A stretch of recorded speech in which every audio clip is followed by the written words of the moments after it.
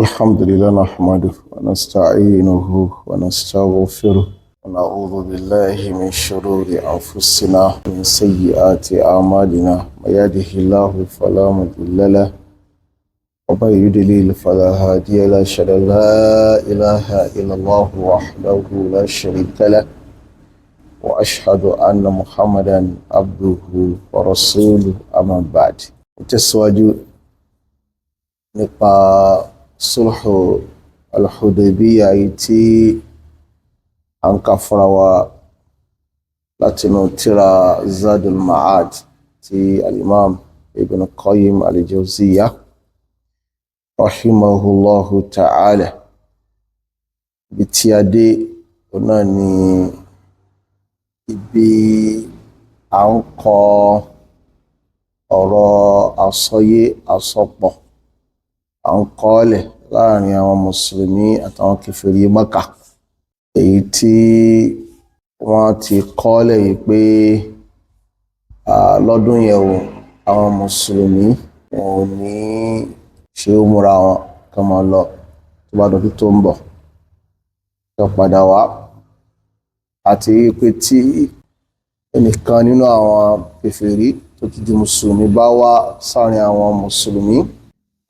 gbọ́dọ̀ dá padà sí Mákà. Ó tún wá sí pé kan nínú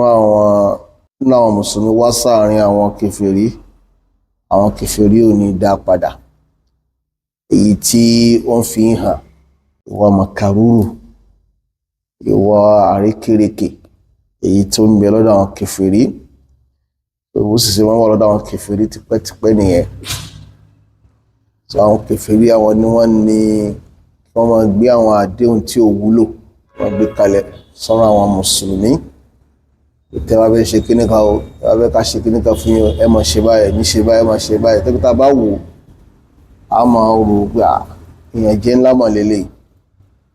Ṣùgbọ́n yí Ànábì sallallahu alayhi wa sallam látara wáhì tó ń sọ̀kalẹ̀ fún pé gbogbo táwọn kèfèrí yẹn ń sọ lọ́jọ́ yẹn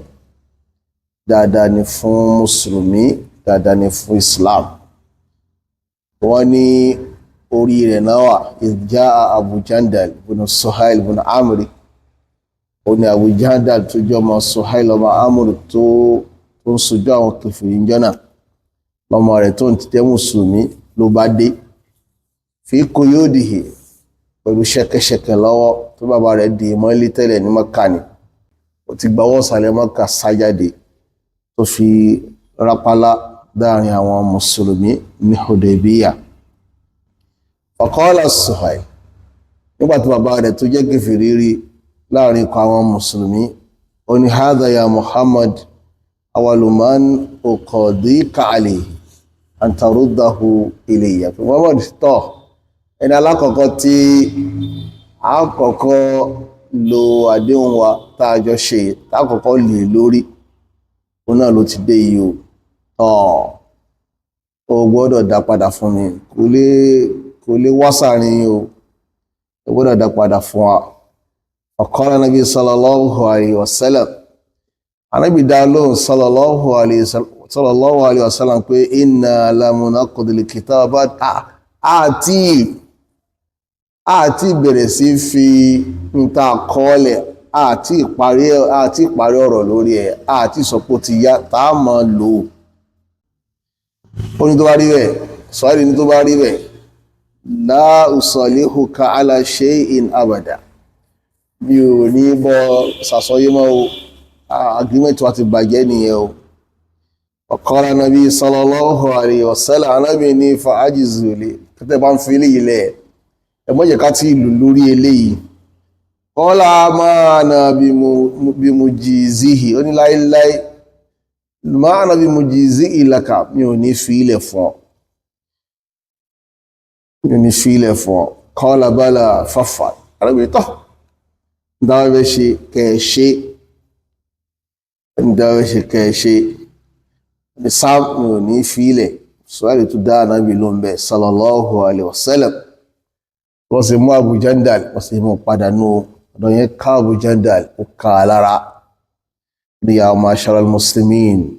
uraddu ila al-mushrikin, ẹ̀yin mùsùlùmí ẹ̀wọ̀n mìíràn ọmọ tí ń dájú padà lọ àárín àwọn kèfèrí Abu Jandal ló mọ ìkí táwọn ilé mú òun dé Mọ́kà padà pé ẹkú pariwo lọ pa òun ọ̀rọ̀gọ́dì yìí tó musliman wọ́n ti ń dájú padà lọ sáàrin àwọn kèfèrí o kí mo wá bá yín mùsùlùmí ala tarawna ma laqitu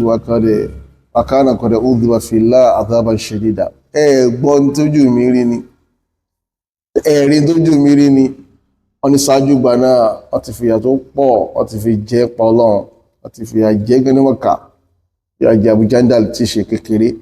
tí wọ́n tọ́ ó yọ́lọ̀ bí pé àtàbú Jandal yẹn àti bàbá rẹ̀ Suhail wọ́n padà wá pàdé nínú Islam bàbá àtọmọ padà pàdé nínú Islam wọ́n dẹ̀ ṣe Islam wọn dáadáa jẹ́ pé àwọn ogun tó wáyé lẹ́yìn wọ́ ọ̀rẹ́yìn láàrin àwọn mùsùlùmí àtàwọn kèfèrí àgbáyé Abu Jandal àti bàbá rẹ̀ Suhail yìí wọ́n jọ kópa ń bẹ̀ lẹ́yìn àwọn mùsùlùmí. Qala Umar bin Khattab níṣẹ̀lẹ̀ ọjọ́ náà ọ̀rọ̀ náà ká Umar ọmọ Khattab ó ká lára ọmọnìyàn sì gbé ní wallahi ma shakaktu mundu aslamtu ila yawma id pé ó fọ́lọ́ wa sẹlẹ̀rì wọn ò sí èméjì ń pa Islam rí ajọ́ tó ti gbà Islam kọjọ́ ìgbà irú nonsense wò lélẹ́yìí for embarrassment wò lélẹ́yìí à ń ṣe agreement àti ìparí agreement kèfèrí mùsùlùmí kan wá dé láàrin àwọn kèfèrí àwọn tó fẹ́ bá wọn sign agreement sọ pé ẹ̀ńtà kọ̀ọ̀kan implement agreement lè lórí ni ẹ̀ táà dẹ̀ tí ìparí agreement alábìsí ìgbà ọ̀rọ̀ yóò yé mi o ìtumọ̀ ọ̀rọ̀ Umaru ìjọ náà nìyẹn ọmọnìyàn ló gbé torí kò kúkú gba wáhàyí tó ti yé látúlọ́mọ̀ ẹ̀ ọ̀rọ̀ yóò tó sílẹ̀ sí Umaru yóò jẹ́ àlàyé ńlá kan nípa ń tà mọ́ pa Umaru Olúwa Jalla subhanahu wa ta'ala ó máa ń wá fákọ̀ rẹ̀ lọ́pọ̀lọpọ̀ níbi àwọn òròrí ẹ̀ àti sọ́rí Umar bin Khattab tí ọ̀rọ̀ bá di pé káwọn mùsùlùmí dá ìrònú jọ lọ́pọ̀lọpọ̀ ọgbà tí Umar bin Khattab bá sọ Olúwa dẹ́dẹ̀ máa ń wá fákọ̀ rẹ̀ látọ̀ jagun Badr kí láá ṣe fáwọn kèfèrí tá a mú Badr ọ̀rọ̀ tí Umar sọ láàrin àwọn mùsùlùmí jọ náà ó yàtọ̀ sí táwọn tó kù sọ ó kàn tẹ̀yẹ káná bí gba ọ̀rọ̀ míì ṣùgbọ́n lẹ́yìn wọ́n rẹ̀ yìí ló wá sọ àyà kalẹ̀ pé tí Umar sọ yìí ló wọlé ọ̀rọ̀ nípa maqamu Ibrahim tábà parí tawaf à ń ṣe hajj bá ń ṣe umra kámúra ká méjì wa Umar bin Khattab ló mú ìyànjú àgbẹ̀ ẹ̀yẹ́ káwọn èèyàn náfìlà ní maqamu Ibrahim yìí nídi Kaaba olùdẹ́dà gbà fún ọ̀rọ̀ nípa hijab pé káwọn obìnrin ká máa lo hijab Umar bin Khattab onímọ̀ràn yẹn wá káwọn obìnrin máa lo hijab pàápàá jùlọ àwọn ìyàwó ànábì olùdẹ́dà gbà fún ṣùgbọ́n níbẹ̀ yẹn àbí níbi ẹ̀rí pé ànábì sallallahu alaihi wasallam ó dúró lórí ọ̀rọ̀ ẹ̀ torí pé Olúwa Jalla subhana ó yọ́lọ̀ pé dáadáa lànábì rẹ̀ Muhammad òní wà lórí ẹ̀ tó jẹ́ pé bí ó mọ̀ ṣe lọ bá ànábì tó sallallahu alaihi wasallam pé ẹwọ́n mọ̀já ṣe bẹ́ẹ̀ ànábì ò gbà fún ọlọ́run náà sì gbà fún máa orúgbó yí ọlọ́run ó sì ti fi mọ́ ànábì rẹ̀ Muhammad sallallahu alaihi wasallam wípé ní tó dá fún al-umma ló ń ṣe ní Hudaybiyah fáwọn mùsùlùmí yẹn èyàn máa kílẹ̀ ọ̀rọ̀ wípé bọ́lọ̀ bá máa ń gbà fún Umaru lóòótọ́ tó bá ń jẹ́ karama fún Umaru lóòótọ́ radiyallahu ta'ala anhu kìí ṣe gbogbo ìgbà o so Umaru lọ bá ànábì sallallahu alaihi wasallam alfakutu ya Rasulallah ó ní mo ní òjíṣẹ́ Allah alasta nabiyyallahi haqqan sí ìsá ànábì ọlọ́ọ̀bá lóòótọ́ ni tí ó kìí sànábì ọlọ́ọ̀bá lóòótọ́ ni kọ́lábàlá ànábì níbẹ̀ ni ànábì ọlọ́ọ̀ ni mí ní òsì méjì kútù alásìnà alàlhàkì wà àdúwòna alàlbátì ṣe bá wà láwà lórí òdodo ṣe bá wọn ta àwọn kèfèrí àwọn lọ́wà lórí irọ́ àbí bẹ́ẹ̀ kọ́ ni kọ́lábàlá ànábì níbẹ̀ ni kí wọ́n ló dé tó fi jẹ́ kí irú ìtìjú báyìí kó bá wa ní ẹ̀sìn wa subhanallah a wà para lọlé a para lọ sí Madina láì ṣe gbólú ẹ̀dẹ́dà ó yanjú ọ̀rọ̀ láàrin wa àtàwọn kèfèrí kí l'Ànábì sọ sallallahu alayhi wa sallam Ànábì ní inni rasulullah Ànábì ní òjíṣẹ́ Ọlọ́run ọba ni mí wa huwa nasiri yóò sì ràn mí ṣe wa lastu asihi mi ò sì ní yapa ẹ̀ òjíṣẹ́ Ọlọ́run ọba ni mí ó yé mi dáadáa ó máa ràn mí ṣe mi ò sì ní yapa rẹ̀. Qultu aw lasta kunta tuhadithuna anna sana'ti al-bayt wa natufu bihi àbí ipò ló sọ wá pé a lọ Kaaba a lọ lé Ọlọ́run a sì tàwáfù ráńdì rẹ̀ ipò ti sọ fún wa pé yóò ṣẹlẹ̀ bẹ́ẹ̀ kọ́lá bala Ànábì ni mo sọ bẹ́ẹ̀ lóòótọ́ ṣùgbọ́n ṣé mo sọ fún ọ pé ọdún ni yóò ṣẹlẹ̀ Ànábì ti súnmọ́rù padà sallallahu alaihi wasallam ṣé mo sọ fún ọ pé ọdún ló máa ṣẹlẹ̀ bí qultu la àmúnú rárá o qala fa innaka àtíhì ọmọ tó fún bí pé fọ́kànbalẹ̀ Umar ó délé yẹ ó rọ̀ kiri káàlì Ọlọ́run yẹn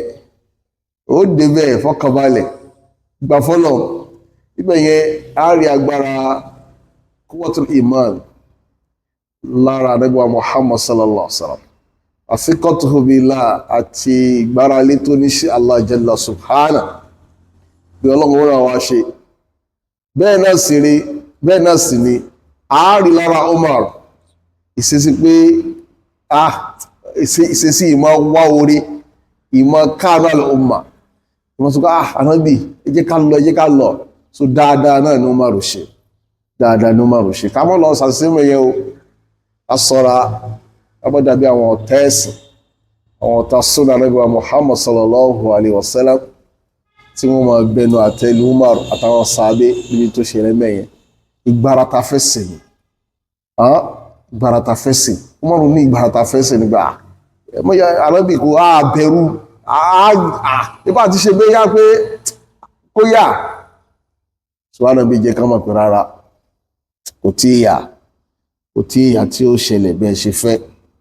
kí wọ́n lọ́wọ́ ṣẹlẹ̀ lẹ́yìn ìgbà náà wọ́n ni qala fa atitu Aba Bakr wọ́n ni mọ́rún lọ bá Abu Bakr radiyallahu ta'ala anhu fa qultu lahu kama qultu li rasulillah mo tún sọ fún ìnáà gẹ́gẹ́ mo ti sọ fún Ànábì sallallahu alaihi wasallam wa radda alayya Abu Bakr kama radda alayya rasulullah sawa'an ṣùgbọ́n rú dáhùn tá Ànábì fún mi ọ̀nà ni Abu Bakr fún mi ṣùgbọ́n yẹn rí jíjìdò tí ìmọ̀ Abubakar tó jìdò ju tí ó mọ̀rún lọ́mọ ẹ̀ ẹ sì rí pé ìṣesí wọn yàtọ̀ síra wọn wọ́n jọ nígbàrata fẹ́sìn ni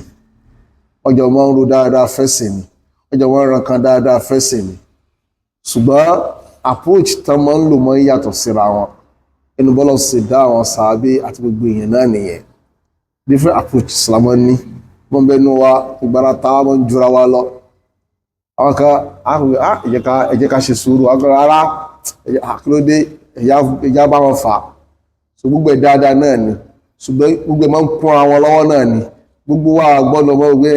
ká sinmi ká máa wo sùúrù gbogbo wa náà sì gbọ́dọ̀ mọ́ sọ pé gìrìgìrì nǹkan ó ṣe wá ara àwọn kan tí ó máa fà wá nígbà táwọn kan wá fẹ́ máa lọ dáadáa ní orí dáadáa ní gbogbo wa wà o ṣùgbọ́n àwọn tó ń fà wá yẹ ẹ̀tẹ̀ yẹ́jẹ́ dáadáa ni àwọn tó ti sọ pé jáwlẹ̀ dáadáa náà ni gbogbo ẹ̀ ló ní dáadáa nínú torí pé a gbọ́dọ̀ sùn ká kọrí síbi kan náà ṣùgbọ́n Abubakar Siddiq radiyallahu ta'ala anhu òun gbọ́ Ànábì yé dáadáa Abubakar náà gbọ́ Ànábì yé o sallallahu alaihi wasallam ṣùgbọ́n Abubakar gbọ́ yé ju Umar lọ radiyallahu ta'ala anhu ara tó sì fà nìyẹn pàtàkì yẹn khalifa Umar gan mọ̀ pé ọkùnrin yìí ó jù mí lọ nímọ̀ ó jù mí lọ ní gbogbo ọ̀nà ẹ̀rùn ẹjọ́ jẹ́ khalifa ló ẹ̀dẹ́dà kó bá wa san gbogbo àwọn sàábé kó bá wọn san lẹ́san adúmọ̀ sọ pé òun fi Ọlọ́run wa sẹlẹ́rì orí òdodo òun ni Abubakar òun ló wà ṣùgbọ́n lẹ́yìn ìgbà yẹn àwọn ìṣẹ̀lẹ̀ míì tún ṣẹlẹ̀ inshallah ta'ala tó bá di jókòó tó ń bọ̀ àmọ́ yẹn wò sallallahu ala nabiyina Muhammadin wa alihi wa sahbatihi ajma'in. Assalamu alaikum wa rahmatullahi wa barakatuh.